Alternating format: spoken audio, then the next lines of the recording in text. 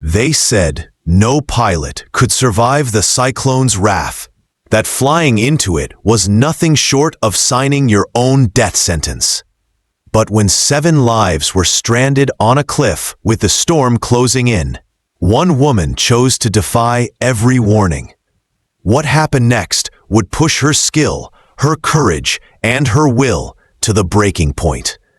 If you are new to the channel, then please subscribe to the channel and like the video and tell us where you are watching from. If this story moved you, we'd love to hear your thoughts, so drop a comment below and let us know what you think. Now, let's jump into the story. The air at the coastal base felt heavier than usual that afternoon.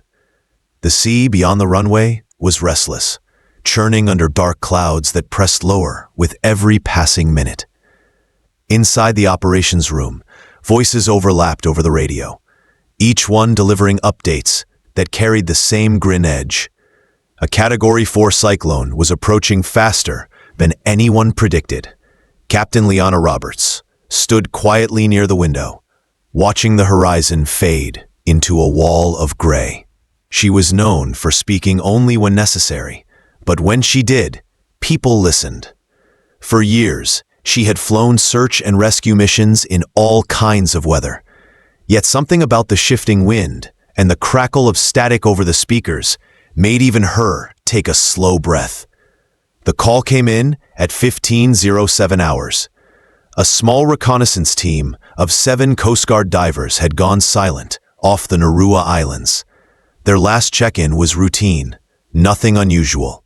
Then a sudden storm surge slammed into the area and all contact was lost. Senior officers moved quickly. Orders were given to halt all flights. The storm's eye was still miles away, but its outer bands were already hammering the coast with gale force winds. Visibility in the target zone was near zero. Radar images painted a dangerous picture, thick cloud masses twisting around a violent core. "No aircraft is going in there," one commander said firmly. "It's suicide." Liana listened without comment. The phrase was repeated again and again. Suicide mission, impossible flight, no pilot could survive it. The lightning risk alone was enough to fry any helicopter systems. Wind shear would rip the rotors apart. Rain at that velocity could blind a windshield completely. Still, she stayed by the window, eyes locked on the storm. In her mind, she saw the 7 divers, not as numbers on a report, but as people. She thought of the way their families must have been told the news, the pause in the voices delivering it, the sharp intake of breath that follows when fear takes hold. One of the radio operators replayed the last garbled message, a man's voice, strained and muffled by wind, calling out coordinates, then static. It ended with 3 words, "Anyone, please respond." The room fell silent after the playback. No one looked directly at her. But she knew they all wondered what she was thinking. Years earlier, Liana had made a promise to her late mentor, a man who had once risked his own life to bring her home in a blizzard. He told her, "If you have the chance to save them, you don't count the cost, you just go." That promise had lived quietly in her heart ever since. Now, as the storm's first real gusts rattled the window panes, the choice formed in her mind with quiet certainty. Chief Engineer Samuel Blake walked over, shaking his head. "Don't even think about it," he said softly. "Navigation's already glitching. Comms will drop out in that weather. You won't make it halfway there." Liana didn't answer him. Instead, she glanced at the wall clock, calculating daylight left. The storm would only grow stronger with each passing hour. Across the room, the base commander was still issuing grounding orders. Crews were told to secure aircraft. Maintenance teams moved toward the hangar to double-check tie-downs. It was the safest course of action. The only reasonable one, but Liana knew reasonable didn't always save lives. Her eyes shifted to the flight board, where the coordinates were still written in marker. A chain of tiny green dots representing the Narua Islands flickered on the screen.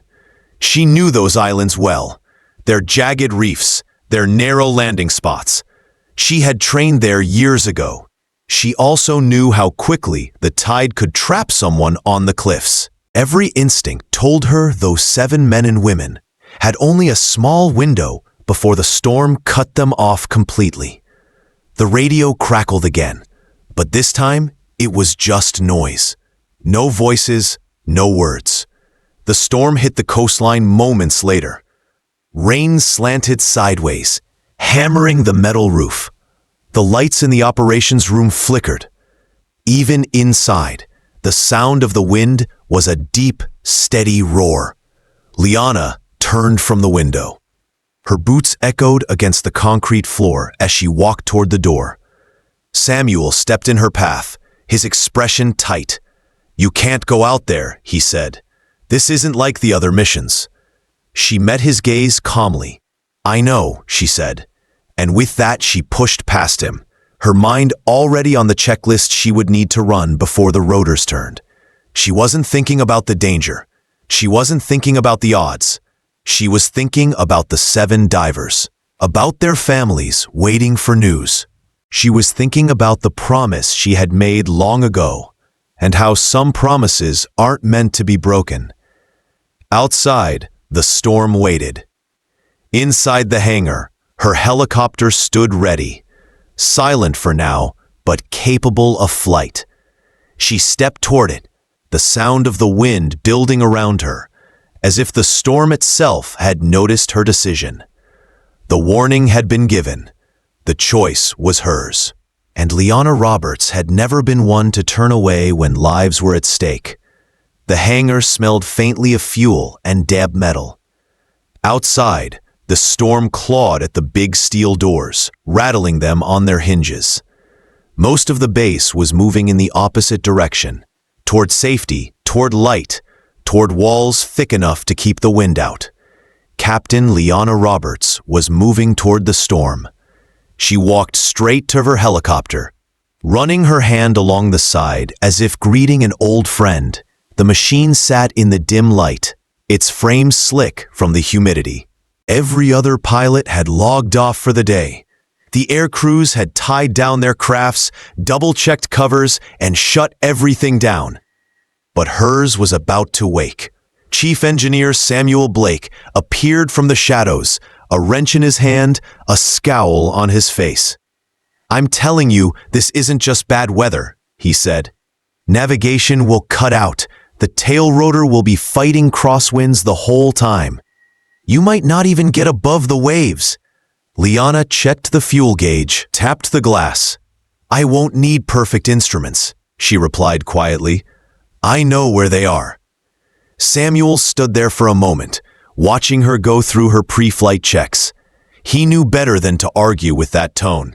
Still, he tried one more time. "You could wait for the worst to pass. Maybe we'll get a small window." She looked at him and shook her head. "By then, the tide will have them trapped. We don't have that time." She climbed into the cockpit, strapping herself in. The seat felt familiar, the controls exactly where her hands expected them to be. She had done this thousands of times, but today, every movement felt heavier, slower, deliberate. She wasn't just preparing for a mission. She was preparing for a fight. The rain began hammering the hangar roof harder. Thunder rolled over the base in long, deep growls. Each one seemed to push the storm closer, like a giant hand shoving the clouds inland. A crew member opened the side door and stepped in, holding a headset.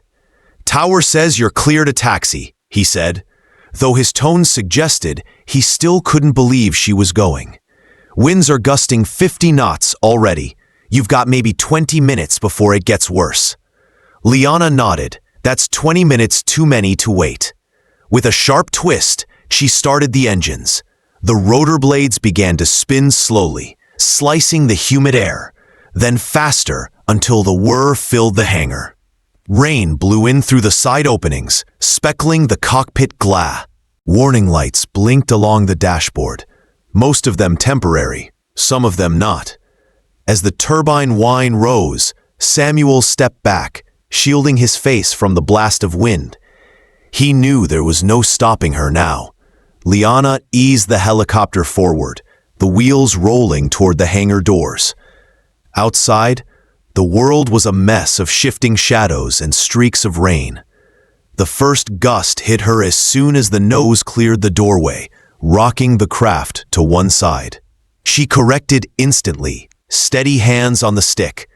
The base tower's voice came over her headset, clipped and formal. "Rescue 1, you are cleared for immediate departure. Godspeed." She lifted off, the skids leaving the ground, the hangar shrinking below her. In seconds, she was in open air, climbing into the low ceiling of the storm. Visibility dropped almost immediately. The coastline blurred, swallowed by sheets of water. Wind buffeted the helicopter from both sides, making each correction a small battle. Rain hit the windshield so hard it sounded like gravel. Flashes of lightning lit the clouds from within, revealing brief shapes, twisting pillars of vapor. Walls of rain, dark gaps that closed almost as quickly as they appeared. Liana's eyes moved between the altimeter, the compass, and the forward view, never settling for more than a second. Alarms chirped at irregular intervals, warning her about airspeed fluctuations and power strain. She ignored most of them. Her focus was on the coordinates burned into her mind. She pictured the chain of islands, the location of the small cliffs, the way the wind would funnel between them. Every minute in the air meant the divers had less shelter.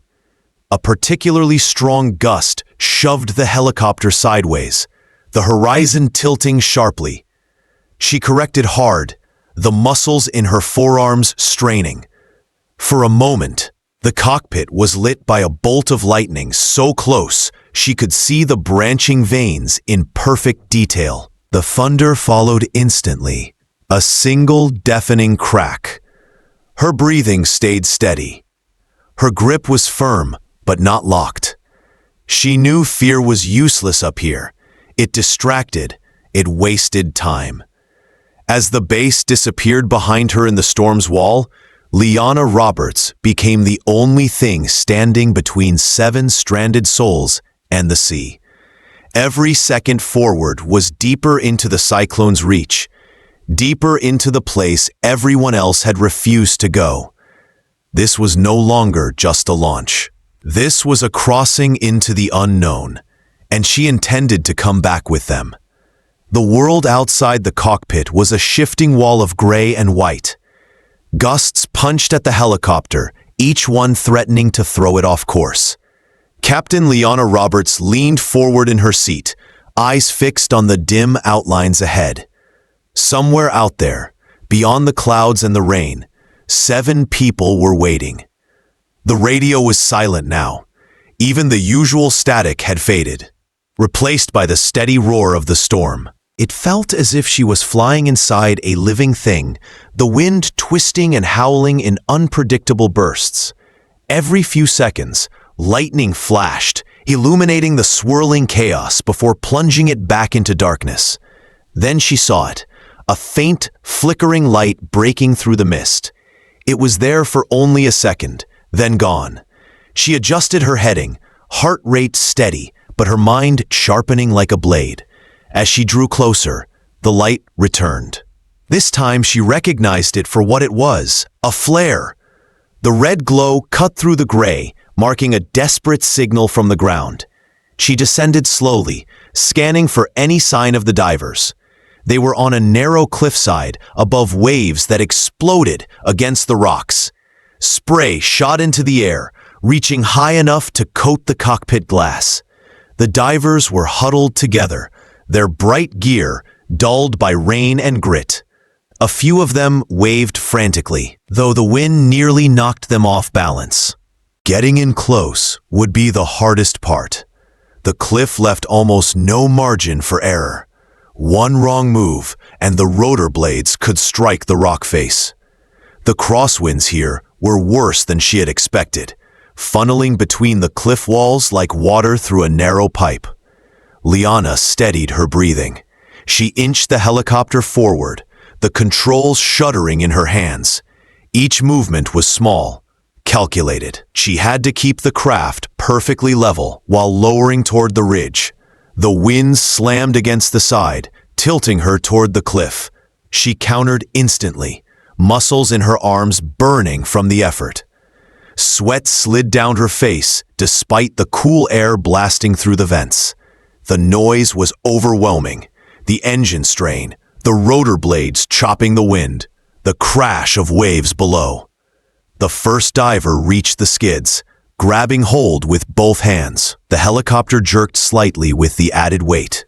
Another followed, then another. They moved as quickly as their injuries allowed, some limping, some clutching their shoulders or ribs. Each time one climbed aboard, Liana adjusted to keep the balance steady. Rain drummed against her helmet. The fuel gauge continued to drop. She knew they had only minutes before she'd have to lift off. The sixth diver made it aboard, leaving only one still on the cliff. This last one, the team leader, waved for her to hold steady. He was helping another diver secure a pack that had nearly been lost to the wind. Only after making sure it was safe did he step forward. As his boots left the rock and found the skid, Liana felt a shift in the helicopter's balance. She corrected smoothly, then began to rise. The ridge fell away beneath them, swallowed by fog and rain. In the cabin, the rescued divers sat hunched, gripping whatever they could. Their faces were pale, their eyes wide. One of them looked toward the cockpit and gave a small nod, mouthing words she couldn't hear but didn't need to. They were alive. Still, the mission wasn't over. Getting them off the cliff had been only half the battle. Ahead lay the return flight, and the storm was far from finished. The wind pushed harder now, as if the cyclone had noticed she was leaving with what it wanted to keep.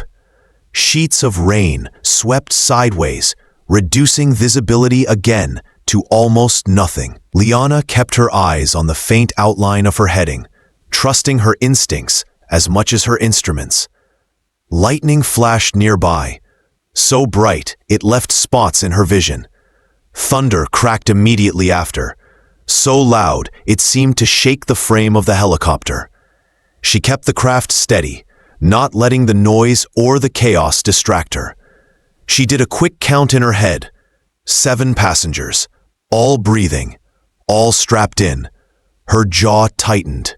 The hardest part of the rescue was over, but the fight to get home had just begun. The helicopter climbed slowly, every movement a negotiation with the storm. The cliff and the raging sea below faded into a blur as Captain Liana Roberts turned toward the base. She knew the most dangerous part of the mission was not behind her. It was still ahead. Inside the cabin, the rescued divers held on in silence. Rain pounded against the fuselage, each drop sounding like a hammer strike. The air inside smelled of salt, fuel, and wet gear. Every now and then, a groan of metal came from somewhere deep in the frame, the sound of strain under the storm's relentless push. The wind hit from the side, then shifted without warning, pressing from the opposite direction. Each gust forced her to counter, hands locked on the controls, forearms aching. The helicopter's tail swung slightly, corrected, then swung again. A sudden flash of lightning lit up the cockpit, followed instantly by a deafening crack of thunder. The divers flinched. Liana didn't. Her eyes stayed on the faint green glow of her compass, her mind calculating the distance left. The base was still miles away. At their current speed, fighting against the headwind, it would be a long flight, and the fuel gauge was dropping faster than she liked. Then, the first warning light came on. One engine's temperature was climbing, not dangerously yet, but enough to force her to ease back on the power. She adjusted the collective, careful not to lose altitude. The waves below were a restless, swirling mass of whitecaps. Through the static, the radio crackled to life. It was the base tower, their voice strained but calm. "Rescue 1, storm conditions worsening at your heading. Do you need alternate coordinates?" "Negative," she replied, steady. "We're coming straight in." Minutes felt like hours.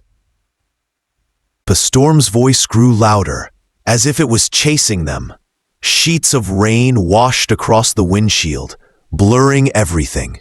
Visibility dropped so low, she could barely see the tips of the rotor blades. The second warning came, low fuel. The gauge needle hovered near the red. She had no choice but to push harder, despite the strain on the engines. The alternative was running out of fuel before reaching land. The divers could feel the helicopter straining. A few exchanged glances, but no one spoke. They were all focused on the same thing, the hope of seeing the base lights cut through the darkness.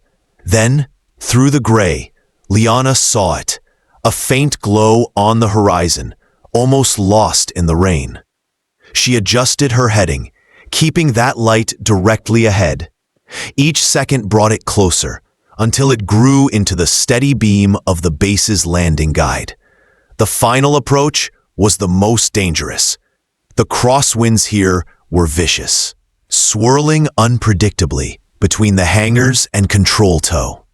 She lowered the helicopter slowly, her every movement deliberate.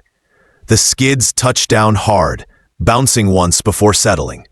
The rotors slowed. The cabin door opened, and crew members rushed forward to help the divers out. They staggered across the tarmac, legs unsteady from hours of bracing against wind and fear. One diver paused before stepping down, looking at her through the open cockpit door.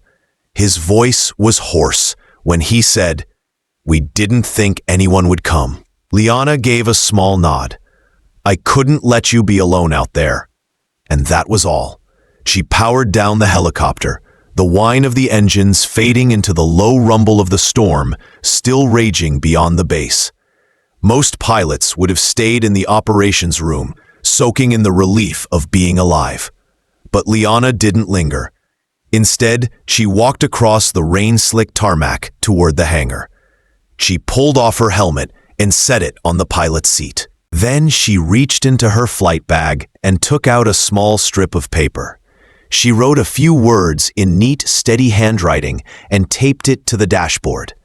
It read, "For the next storm." She stepped back, took one last look at the machine that had carried her through the chaos, and walked away.